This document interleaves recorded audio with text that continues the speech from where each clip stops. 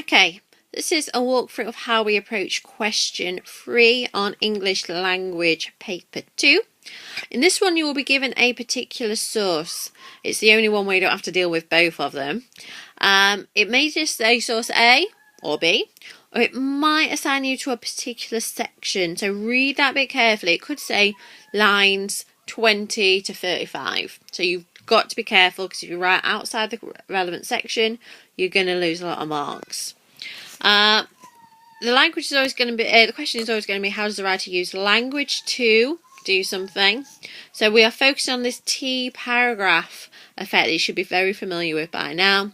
What is the technique that the writer is using? Here's my evidence, and here is the effect, the explanation. What is really important here is that when you're doing your evidence, you try and give more than one example.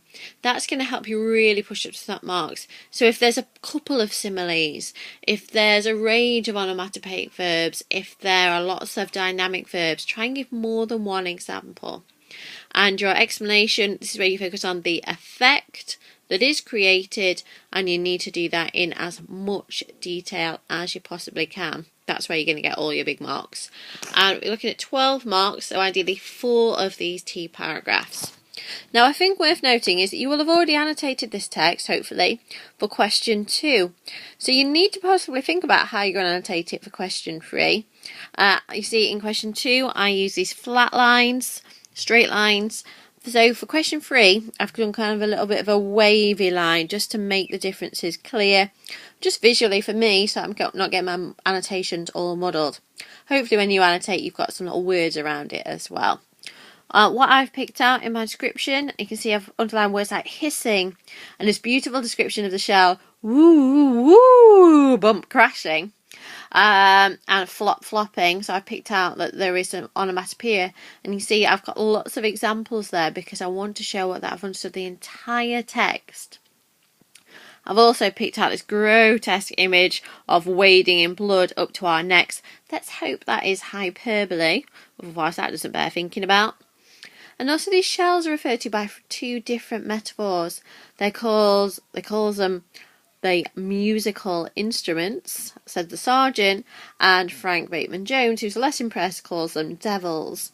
So we've got 2 quite juxtaposing metaphors to refer to these shells that are flying over.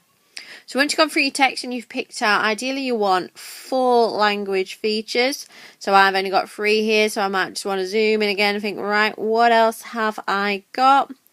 There's all sorts of delightful language here.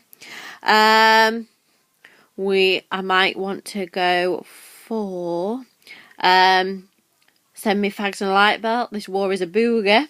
It's really interesting use of booger there. That's kind of a bit of an understatement, isn't it? This war seems quite horrendous. Or I might want to go for the repetition of louder and louder. That's got a threat of it coming closer and closer. That's building up tension. So make sure you've got 4 key features picked out. When we come to actually writing our answer then, it is that T paragraph that you are all incredibly familiar with by now. So here's my example. The writer of source A uses a wide range of onomatopoeic verbs, and I've given my 3 examples here.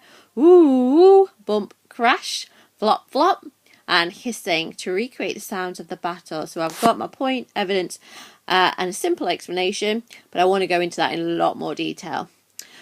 Use of capitalization. Can't speak today. Use of capitalization in crash ensures the reader gets a sense of the volume of the attack, whilst the sibilance of hissing adds harshness. Connotations of evil with reference to the biblical serpent, remember that one from Adam and Eve, also adds a sense of danger. However, some of the sounds, such as the long woo and the childish flop flop, seem to trivialise the noises. I'm picking out that they're not all entirely serious, are they? They're quite humorous to read almost. Maybe emphasising that in a tiny shell, which seems insignificant and silly, can cause great problems.